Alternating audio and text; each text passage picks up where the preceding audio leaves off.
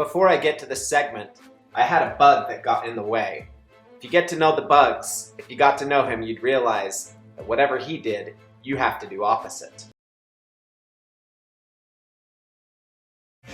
What's up? This is the Bugs, and I'm on my break, and I'm gonna take a bite.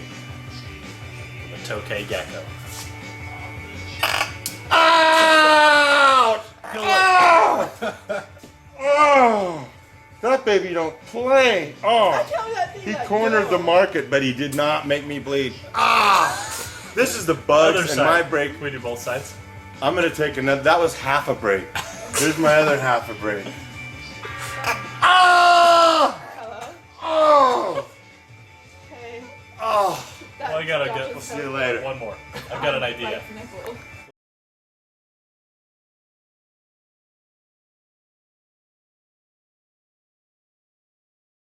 Clean that cake. Whoa! You see that?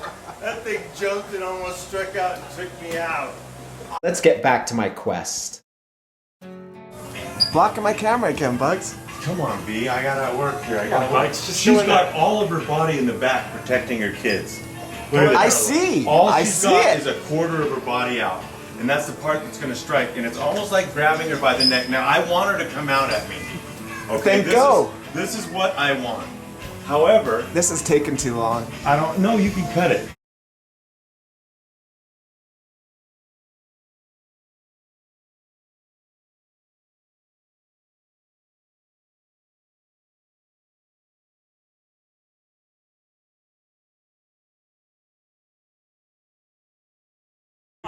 What do you have to say about that? Close your office door.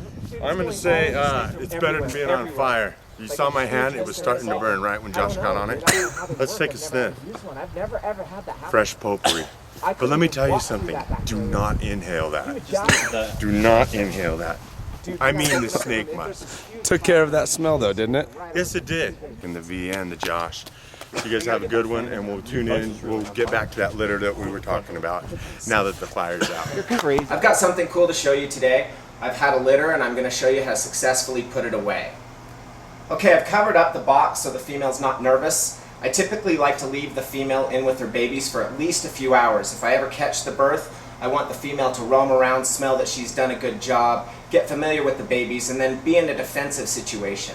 I'm going to show you a defensive situation in just a second. In this situation, I'll remove the female in a few cages above. We have an empty cage cleared out. We're just going to simply put the female up a few steps, so it'll be a really simple process. She will still continue to be very defensive. As soon as you feed her, then she'll calm down, and after she sheds, she'll be back into her normal behavior. Okay, I'm going to get this mom out now. She's a smaller female. This is her first litter. She's a Central American, so she's really aggressive right now at the front of the cage. The reason that you want to be very careful here is because a bite from this can hurt a lot. It's a defensive bite. It's not going to grab you and wrap you, but you've got to be really careful. Okay, as you can see, she's just right at the front of the cage ready to bite me and protect those babies at all costs. So I'm going to open it. You have to be very careful. She's in a very aggressive defensive mode. She'll defend those babies. You can even see one of those babies in her coils. So I just want to make sure I touch the head, let her know that I'm not coming in to hurt her, grab the head, make sure she can't bite from a distance there. And then I'm just going to open up one of these empty cages and get her out before so we can take a bath. So okay, make sure her head is covered because she will bite through. You can pick her up with a stick. Make sure you don't get these babies. Keep her head away from you. Lift her up and put her in there. You can see she's not that big of a female. She's a Central American, maybe 5 feet. And she gave a perfect litter in here. Once I put the mom away, we'll check out the babies and I'll let you know what she gave.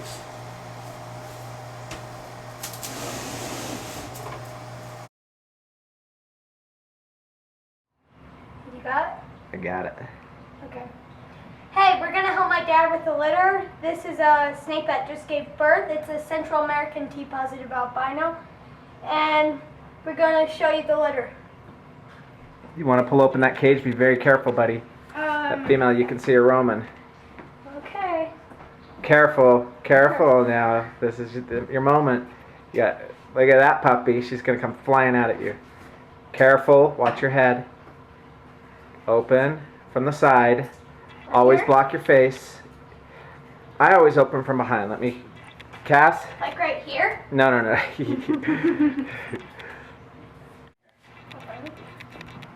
Okay, record. Protect the face. Hey guys, I'm here with Jackson. I have this really cool Central American female. She gave a big litter. I'm gonna have the big guy try and help me get him out. Come on, Jax. Okay, always block your face. You do not ever want to get hit in the face by the snake, especially when it's this aggressive, moving around. She gave a really big litter in here, so I always pull out from here because you can see her head right on me. I always guard my face, use the hook. Gotta be very careful, but watch how she'll come flying out when Jackson. I give her this. Okay, Jax, come here. Step Come out of by the way. me. Okay, now I'll come over here, bud. Okay, now let's open up and make sure you block her. Now watch. She's gonna come right out. See her? She wants to come get me. Woo, look at all those babies. Okay, buddy. Now I'm in her striking range, so you can see that. Can you get in here and see all these babies? Yeah. Look at that litter. That's a big litter. That is a big litter. What a good job, Mom. Look at her. She's defending those babies. Look at them all crawling back there. I can't see him, and I'm too afraid. Come see him. I've got a hook, honey. Come on around. You can see him. I've got her so she won't strike at you. Come on, Cass. Come here. Stay here. Let's get. Okay, you stand over with the stick Why like don't you that. just You grab can him control like her. at the neck? Because I don't want to. Dad, we control her? Yeah, she's just All get in right, there. Cassie. I don't understand. Go. Just go up next to her and try and get her out. You'll see what I'm talking about. You have to get the feel for the animal. Okay. See, she'll come at you and you just, like, watch Dad. I know her neck and her strike movements. So I'm blocking her head so I can come in here and I could need, if I needed to, I could Cassie, reach move her. that little baby. But I've got that hook That right baby's there. getting out. I don't want to get bit. Look at her protecting them. Do you see that? Mm-hmm. She's protecting those babies. She's looking at them, saying, "Don't touch my babies." So come here, Jax. Come help me. Put the stick over her, and you can reach around and grab her and take her out. Man, that baby really wants to get Cassie, open a bin for Dad. Open Open it. another cage. Here, open that bottom cage right there, Hey. Cassidy. Look. Jackson.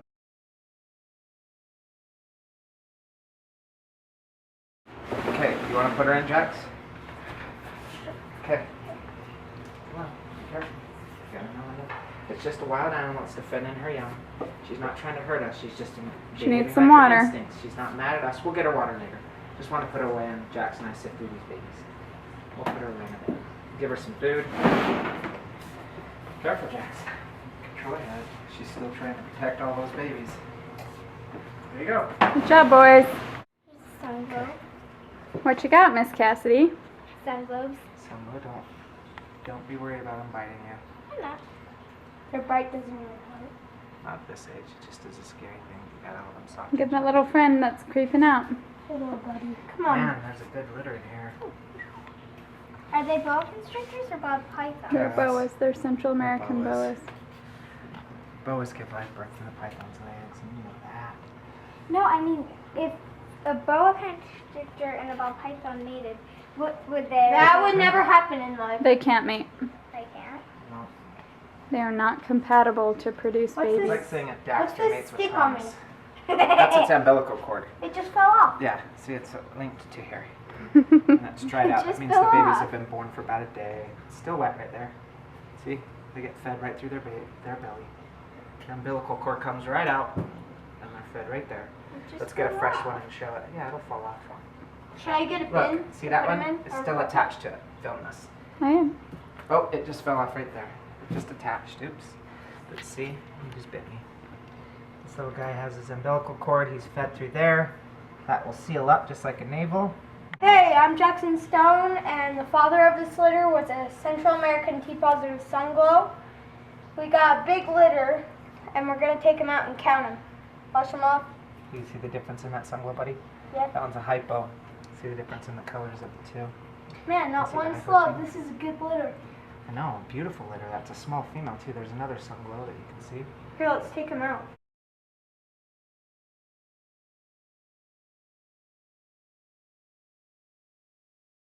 The two things that I'm never without in this snake room is my blue tape and my Sharpie. You'll see them on me at all times. They're great for when you need to make notes. We have found that the best way to keep records here at Jeremy Stone Reptiles is blue painter's tape. With all of our animals, we keep a card on every adult that we have. All of our adult males and females have cards that we can move around with them. The cards allow us to know what the animal is, what genetics it's carrying, how old the snake is, how often it's given birth for us. All of that kind of information is recorded on the card, so it's right there for us on the snake's cage.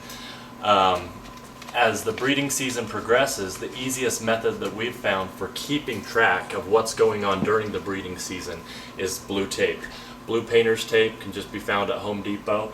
It's great because it doesn't stick to the cage. It can be moved from one cage to another, and it basically just allows us to keep track of what's going on. So we can go through as we ultrasound the snakes, and we can record how big the snake's follicles are, the date that we did that ultrasound, so we can progressively see those snakes as the follicles are developing. We also keep track of feeding on there, so we know what's going on with the female. If a female's continually feeding through the breeding season and her follicles are growing, we can kind of watch her. As the female's follicles progressively grow bigger and she goes off food, that's a great sign to us that the female's right on track to ovulate. If the female's follicles are kind of stuck and she goes off food, then we know we probably need to put her in the ultrasound, see what's going on, see if she's reabsorbing her follicles, and basically reevaluate the female later on during the breeding season and maybe pull her.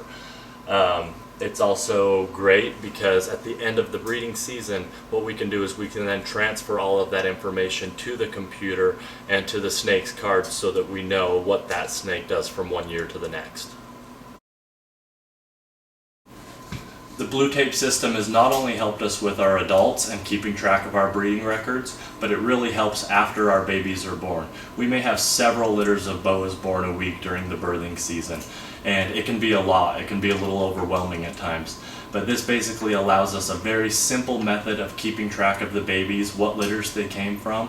What we do is after a litter is ready to be put away, we'll go ahead and place a piece of blue tape on each one of the baby cages.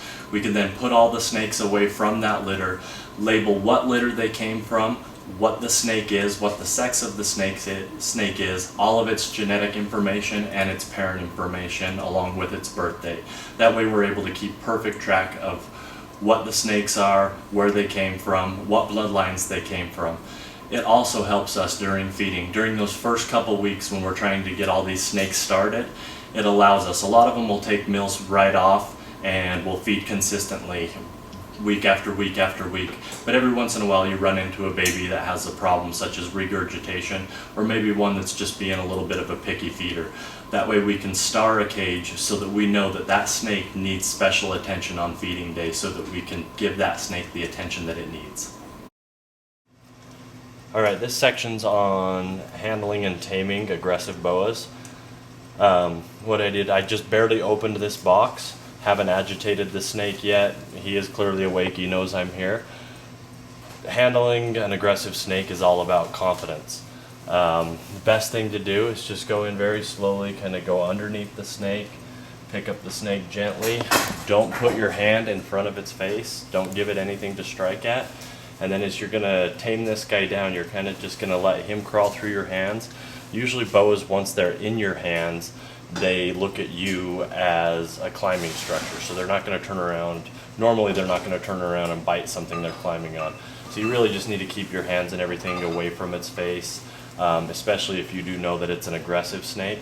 And then what it's going to be is it's going to just be handling this snake over a period of time. Boas do, even Central Americans, tame down very easily. It just takes a little bit of work and most of all confidence. So you're going to just hold this snake, like I said, stay away from its head, let it know it's okay, just let it crawl around on you. If you're sitting there watching TV or something, just sit there and chill with it. And then after a while, after the snake kind of gets more comfortable in your hand, after 5-10 minutes, you can maybe take a risk and scratch its chin or its head, and then you can kind of start working with it so it's not quite so head shy. But the main thing is kind of just letting it crawl through your hands until the snake gets to feel 100% comfortable with you. Once the snake feels comfortable with you, it's not going to bite you. As you can see, we have a lot of boas here, especially during birthing season when all our babies are born. Boas can be a little bit nippy as babies, but they do tame down quickly, especially with a confident handler. When working with an aggressive boa, when working with an aggressive baby, you do have to be careful. You have to be confident in your movements. A snake knows whether you're confident or not. If you're not confident, then they look at you as something that could potentially harm them. So you have to be very confident in your movements. I typically will show them my hand and then gently reach behind them, pick them up. Most babies are going to be more bluff than they are bite. And then what you want to do is basically just kind of sit with them, hold them. Baby like this that's very aggressive, very slow movements, if no movements at all around the head, until the baby's completely calmed down. You can see this guy's still striking a little bit, but with minimal handling, this could be a great tame boa. Alright, you can see this snake has been woken up. We just barely got done cleaning her cage, so she's awake, she's ready to strike. This is a little Central American boa. She's about 3 feet. And I'm going to just show you that you can still just safely handle these and tame these guys down. And it's the main thing. She's going to focus on whatever's moving in front of her. So the main thing is I'm going to probably, since the base of her body's on this side, I'm going to try to attract her attention over here. And then just reach around back and grab her. And you can see, even though she was an aggressive snake in her cage, now that I have her out, she's going to calm down.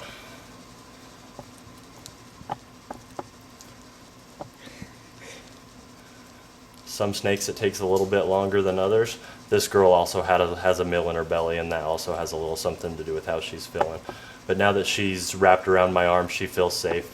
As far as she's concerned, I'm just a tree branch she's sitting on now.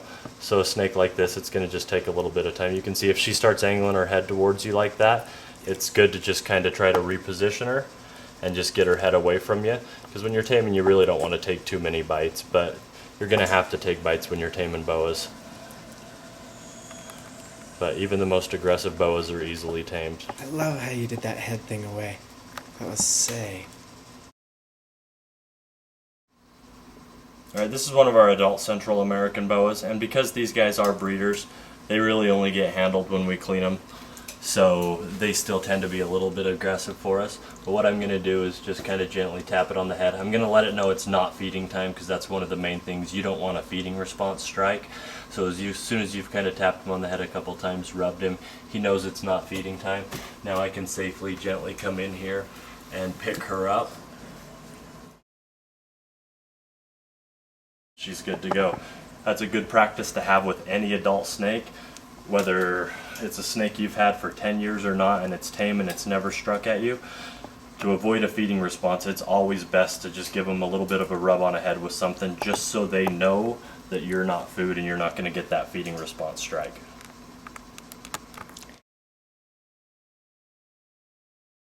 The technique that I just showed you, it's the same technique that I use for when I'm ultrasounding, especially around the boas that I know can be a little edgy. I'll just take the hook and I'll kind of move their head away, rub them a little bit, just let them know that I'm not here to hurt them or that I'm not food. And then I can just kind of set the hook aside and gently pick her up so we can take her over and ultrasound her.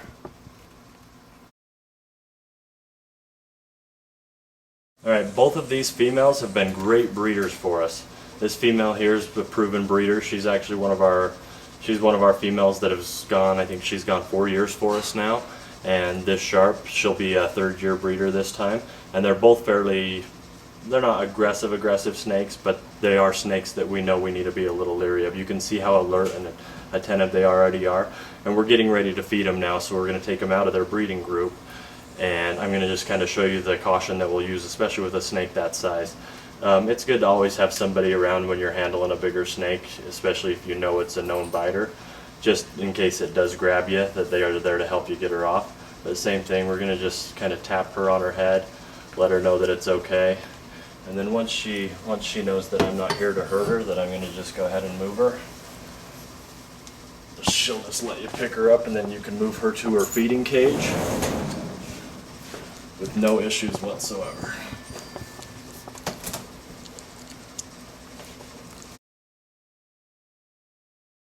Okay, this is a girl we're just getting ready to, she's just starting her breeding process. She needs to be moved into a feeding cage too. We're just moving some of our groups around. And she's a female that gave birth for us last year, and she's still putting her weight back on, which gives her a little bit of a stronger feeding response. You can tell that she's very focused on me, and something you definitely never want to do is when you can tell a snake is focused on you like she is on me. She's just waiting for me to come in with what she considers her reach, and if I'm within her reach, she's going to go ahead and throw a strike at me. So you just want to go ahead and just give her a little bat on the head. Never do that with your hand, because if you bat her with your hand, there's a good chance she's going to just grab it. So once you do that, you can kind of go in, just kind of rub her a little, let her know that everything's good, and you can safely take her out. She knows she's not getting fed now, and you can move her wherever she needs to be. We're moving her into a smaller cage so that we can feed her this week.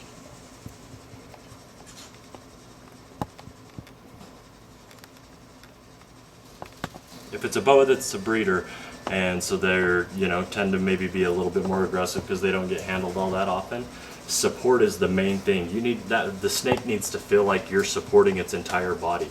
So you need to make sure with one arm you've got the majority of their body supported, and then with the other arm support their stomach, kind of let them crawl through, and just support them at all times. If you're holding it kind of limp with one arm, then the boa is going to start freaking out on you. She's gonna be flipping, grabbing, trying to find something to get a hold of. She's uncomfortable. She's coiling on herself. Sometimes they'll coil on each other. And this is a predicament you could put yourself in where you could end up getting bit, because if she starts flipping her head around, she could end up grabbing you by the arm. So that's why it's very important that you always make the snake feel secure when it's in your hands. Okay, this is one that I've already opened up. I opened it up a minute ago. I didn't do what I did with the other boa. I didn't, I woke it up, I agitated it already. The other boa was still kind of just sitting there sleeping. This guy, as you can see, he is locked and loaded and he's ready to strike at anything. You have to exercise a little bit more caution. I'm not going to go in here with a hook because he's not that big of a snake. If this was a bigger snake, you would definitely want to use a hook. But with something like that, it's still going to be all about confidence.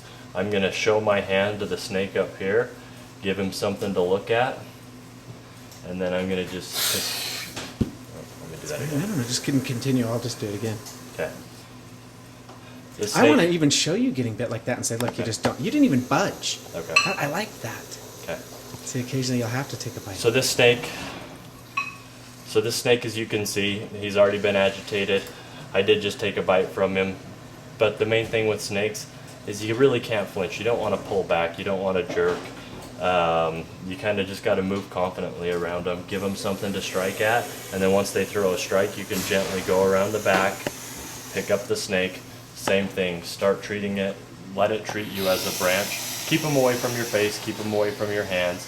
It's going to take this guy a little while to calm down, but now that he's in my hands, you'll see him just slowly start to calm down and just kind of want to crawl and maybe get away. At this point, he knows I'm not here to hurt him, and that's what was going on in the cage. He's in defense mode. He was aggravated. He'd been woke up. He'd been disturbed. He didn't know if something was here to hurt him, or because that's just their natural instinct. If something's bugging them, there's a chance something's going to hurt them. So now it's just a matter of you taking your time with the snake, holding it, letting it crawl around. Perfect. Okay. Okay, so as you can see, just after about 5 minutes of me handling this snake, he's completely calmed down. He's not hissing at me anymore. He's just cruising around. He wants to climb. At this point, I could probably even get a little braver with him and come down to his head. And that's one of the biggest things that you want to work with snakes when they are young, is their heads. You don't want them to be head shy as adults. Eventually you can kind of just work with their head to the point where they touch, and you can see, I mean, it's only been 5 minutes of me working with this snake and he's already allowing that. He's still a little jerky, but at this point this snake's totally comfortable with me and he knows that I'm not going to hurt him.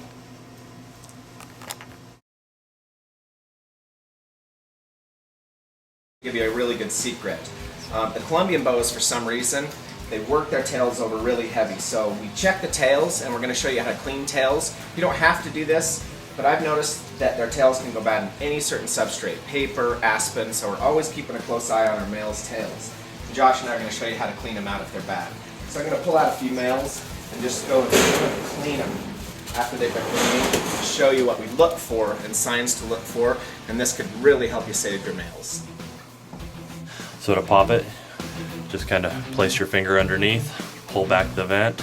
I roll all the way to the end of the hemipene until I can fill the end of the hemipene. Okay, so you saw a little section in the tips part about the male's tails, and Josh and I are going to go over it in a little bit more detail here for you. So when we go to get our females to feed them, we'll pull the males every week and look at their tails just to make sure there's no infection building up.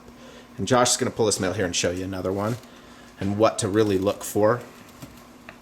Okay, this male's been breeding pretty solid the whole season.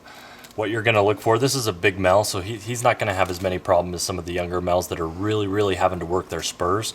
So what I'm going to look at first is their spurs. Make sure there's no swelling around the spurs. Both of his look great. The next thing I'm going to look at is his vent. I'm going to just peel it slightly back. Make sure it's nice and moist. It's not dry. He's not getting any scabs around it from overbreeding. The next thing that I'm going to do is I'm going to just run my hand along his tail here just to kind of feel. Do I feel any hard lumps, anything like that? This male feels really good. We don't avert a male unless we actually feel something inside of there that could be causing a problem. And then I'll go ahead and avert the male and make sure that everything's okay. This is another male that's been breeding aggressively, and he's actually in shed, so it's a good time to give him a rest. Again, spurs look great. Cloaca looks great.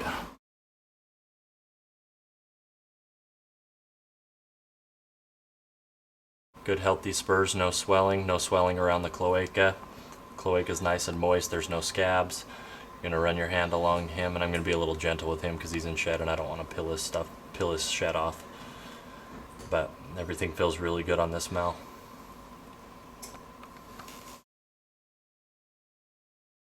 Again, same thing, we're just looking at the male's tail, feeling it, nothing's there. Now one thing, I don't really recommend you doing it. I'm going to show you, this is just for educational purposes. If you do suspect something's wrong and you choose to avert your male's hemipenes, just know that if you really don't know what you're doing, it is hard to avert an adult male's hemipenes. You can cause problems. So if you suspect something's wrong and you can avert their hemipenes easily, it's honestly best if you just take it to a vet and they'll know what to do with it. But I'm going to show you here. You can see good healthy sperm's going to come out of his hemipenes. His hemipenes look good. Show you that one more time.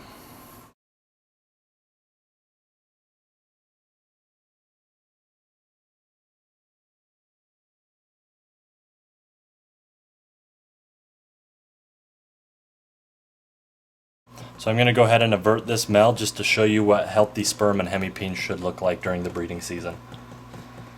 You can go ahead and see the sperm that came out. It's good, healthy, soft sperm. There's some old plugs in there, but everything looked really healthy with him. We recommend that you just definitely don't avert. Just check first. He's just showing you if you do avert what healthy sperm looks like.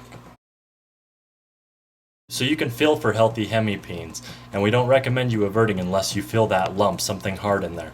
But this is what good healthy sperm should look like. Whitish to yellow in color, very soft, very pliable.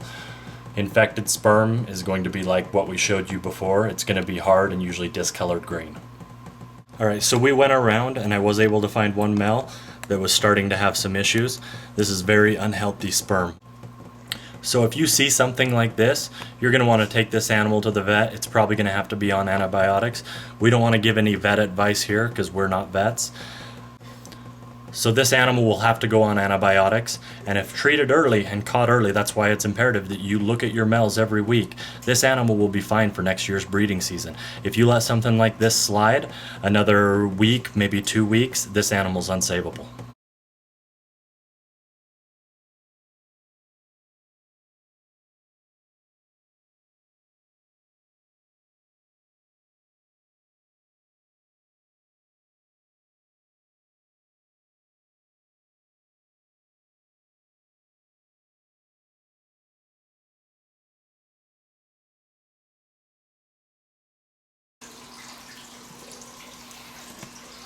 It was soak. Did that land on your shoe?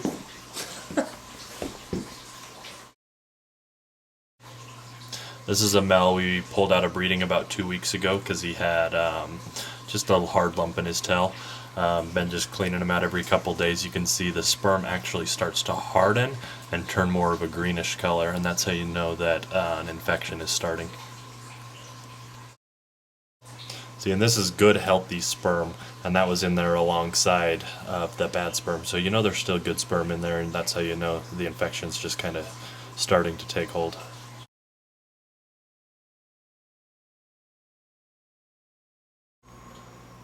Alright, shipping can be done in many different ways. Right now it's cold here, it's cold where we're shipping. You kind of have to plan your shipments around the weather where you are and the weather where they are. So shipping different times of the year, every time it's going to be differently. We're going to show you cold weather shipping in this segment. Here I've already opened these heat packs. These are 40-hour heat packs, and if you read the directions on the heat pack, it's very important to open them first. Let them air out, make sure they're heating up before you box them up. You don't want to just open up a heat pack and throw it in the box, because some heat packs never heat up. So these are already good and warm, we know that. We're going to place 2 heat packs on the bottom of this box. Okay, so I've felt these heat packs. I know they're heating up. They're already getting warm. What I'll also do is just place a piece of tape on each heat pack to secure it, to make sure those heat packs don't both move to one side during shipping. Okay, there are a couple different ways you can then fill your box with a filler. I prefer to crumble up the paper.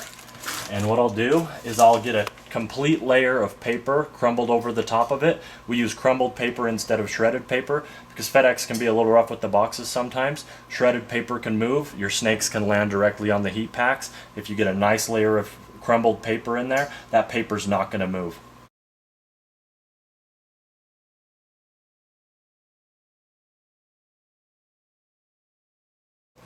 So now we've got a nice layer of paper here. You can see it's not going to move around no matter how rough they are with the boxes.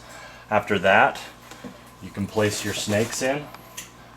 In the wintertime, notice we always put the heat packs on bottom because hot air does rise. Come spring and fall when the temperatures are a little more moderate, I will put the snakes on bottom, then the layer of paper and a heat pack taped to the top, just so that it doesn't get too warm. So the snakes are in there now. There's still a little bit of extra room. We don't want them moving around much during shipping. So I'll just go ahead now and fill any extra empty space with crumbled up paper so that nothing moves around in here. And once that's done, you place your styrofoam lid on the box. Your FedEx printing label and receipt and packing instructions will then go inside. And then once the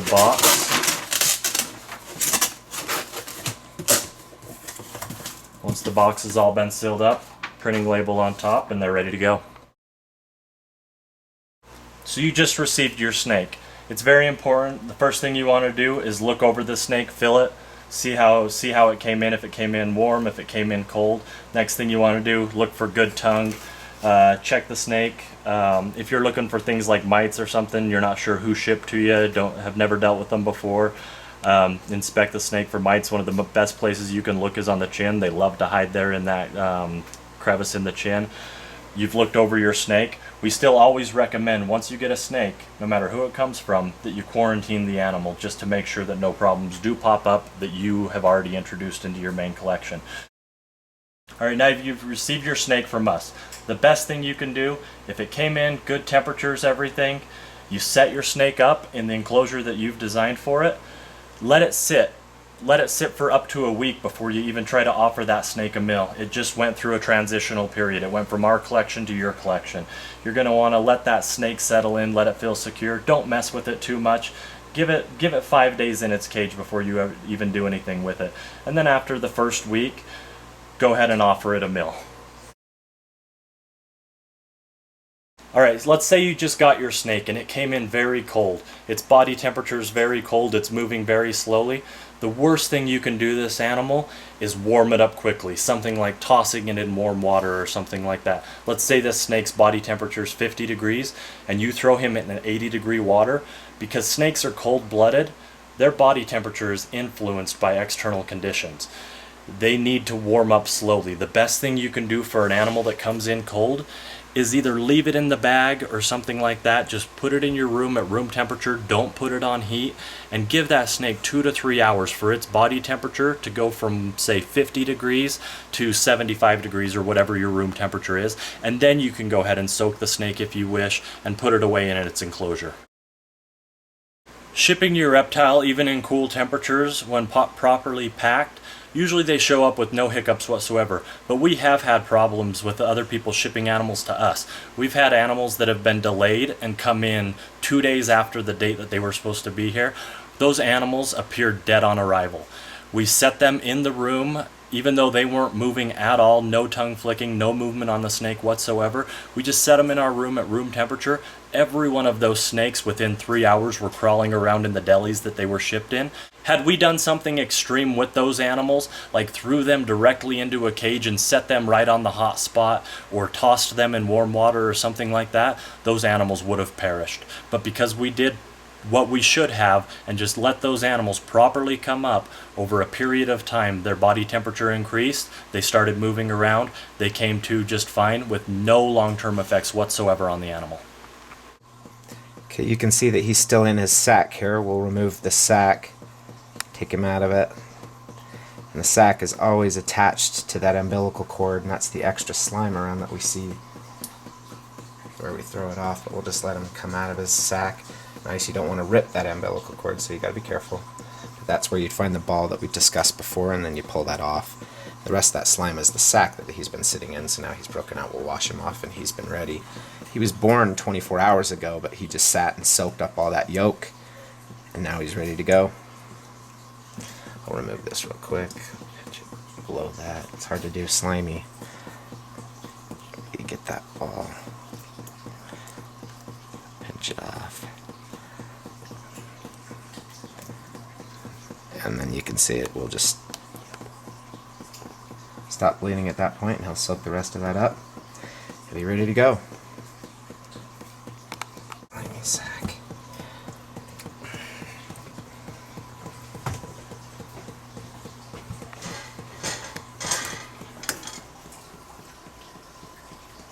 Okay, I've got another one with the sack. It's better. Okay. Come on. Wait. Get back in. Okay, this guy's trying to find his way out.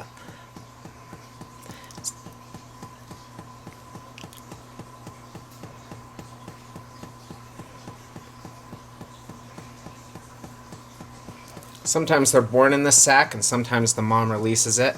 This sack is just that extra slime after that ball I showed you, and that's where you pinch it.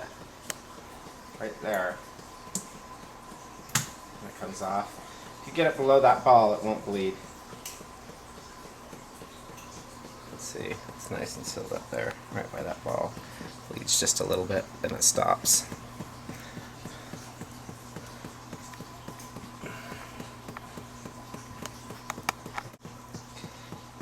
Okay, this guy's still in his sack. Let's see him bust out here.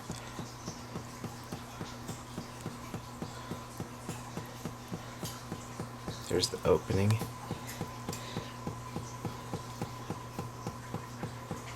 There he goes.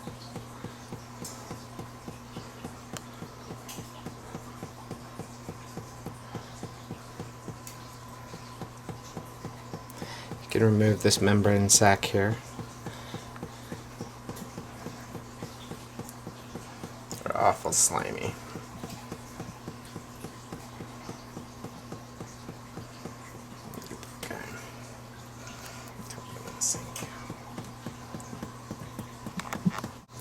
Okay, this little guy's a runt, and he has a yolk stuck in him. The yolk would still be attached, as you can see. I'm going to unattach the yolk so he doesn't soak it up. He's not going to soak it up anyway. It's in this hard clump.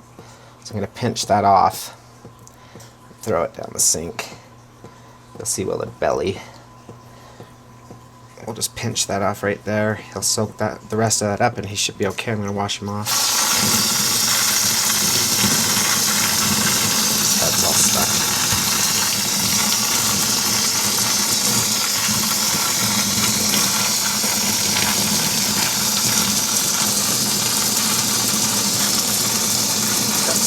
hard slug stuff stuck to his neck.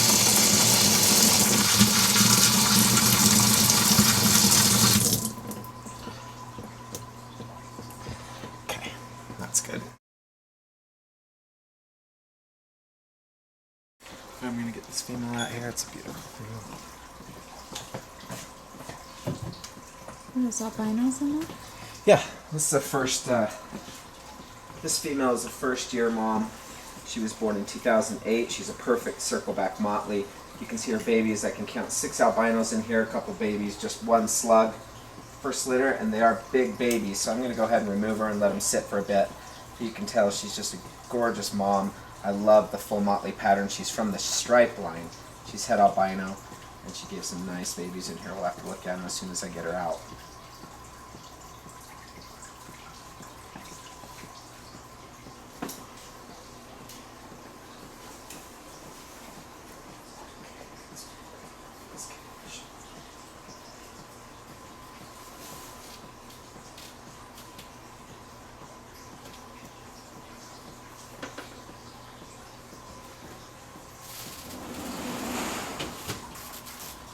Going to look at these babies here. It's dark. It's nighttime here, so the lighting might not be that good, but let's see, there's a slug. There's a baby albino with a big belly. Looks like he's having a hard time. Oh, he's stuck. Yeah, he's stuck. So I'm going to remove his yoke so we can get around there. There. These motlies. Crap.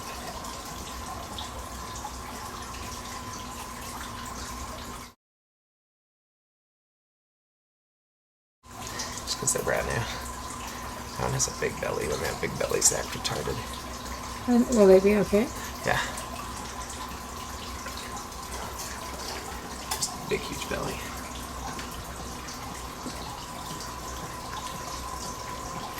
Man, the eyes in that thing are crazy.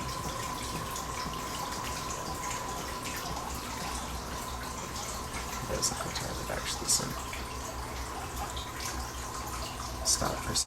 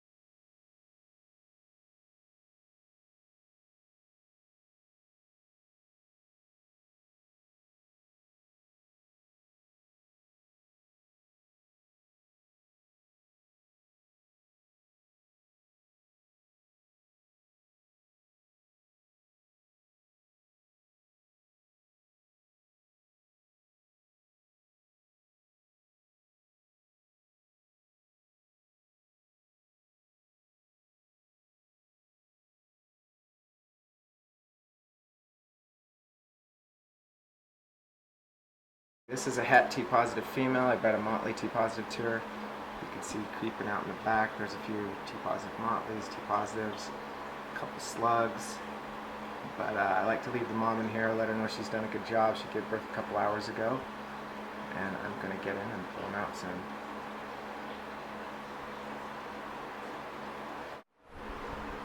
See the little guy's head sticking up there. If I put my hand in there, she's going to attack me. See, she just went nuts at the cage. She knows I'm in the vicinity. She would destroy me. It's like a Tyrannosaurus Rex following you. You'd be dust.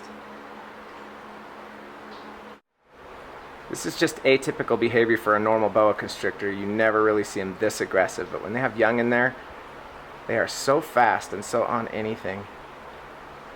Move your hand around there. Just have her follow you for a second.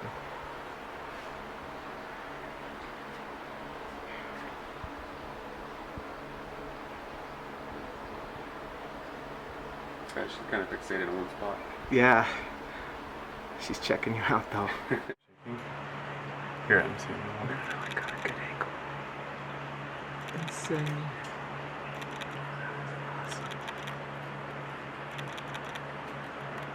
Yo, dude, I'll give you $100 to eat that. No way. I'd die. You think so? It's got salmon. No. I've eaten one before. A slug. It's terrible. What gets you in here real What quick? Oh, I don't know, dude. I like the striped tail too. Well, I like the back pattern on this one here. That striped tail one is pretty interesting, but I'd have to say.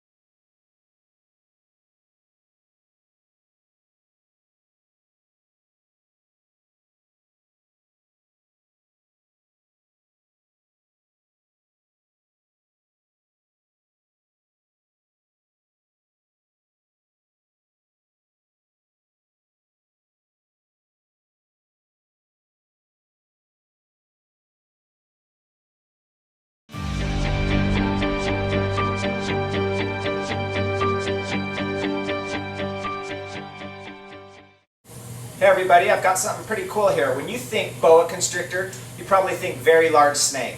But this is something real interesting because this is a small Central American boa constrictor. She's probably not even larger than a ball python yet. They can give awesome babies, nice litter, so you really can have the ultimate mini boa. This little girl here, she just gave birth. She's aggressive as you can tell. But look, she's not even that big. I'm just going to remove her and pull her up and show you these babies. Like that's just a small animal, not too big. Then I'm going to get in and show you the baby. So in boa, just that size, female can give birth. Okay, as you can see, we've removed the female, and she's had some babies here. She didn't have any slugs. They're quite easy to breed, and she'd had them hidden right here in the corner. Look at that little dinky female produce this amount of babies. That's insane. Look at these little baby boas. So that female probably gave 1, 2, 3, 4, 5, 6, 7, 8, 9, 10 babies. And then I'm going to show you a really mini boa here real soon. Just a dinky little guy. It was cute. It was like a little dinky boa. Alright, this is female number 12. This is Hypomotley het anery, and we bred her to an albino. She was actually a possible het albino. She was just a possible. We didn't. The dad that produced her was a possible het that we never proved out. So she was just, you know, shot in the dark, and she proved out. So we've got mostly albinos in here. It looks like more than 75% of the litter's albino. And looks like we only got about 3 normals in here is all, but this is a hypomotley, so there's a split. Half hypos, half motleys. So it looks like we've got a huge count of albino motleys, some sunglows in there. I see 1 normal motley and 2 normal hypos. And the rest are all albinos, so we got really good odds on the albinos. So we're gonna go ahead and take this female out, and then we'll show you the litter. She is a mean snake. Yeah. I may have met my match here. He met his match, maybe. Go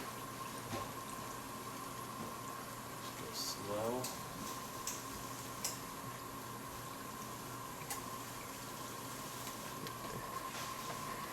Ooh. That was close.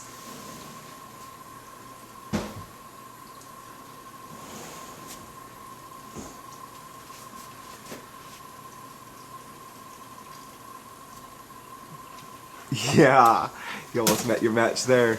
Got a little bug thing going here. No, it's just you haven't gotten nailed yet, and we need to see you get nailed like it's normal. But don't get nailed on purpose. Not in the face either. Yeah, you're toast. She's a very protective mom.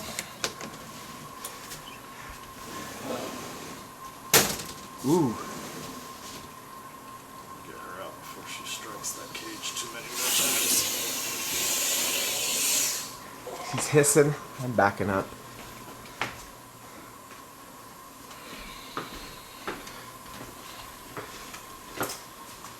Toughest one. Sweet. We'll go check out all those babies and film it and clean them up. That's the mistake a lot of people make.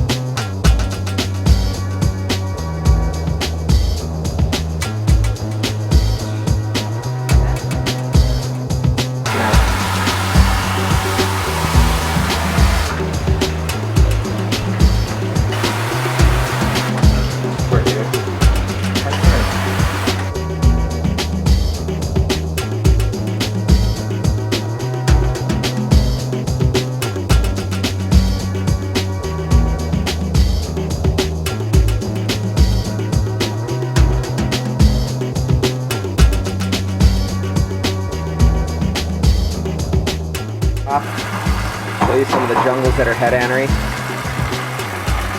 Hypo jungles, het ghost.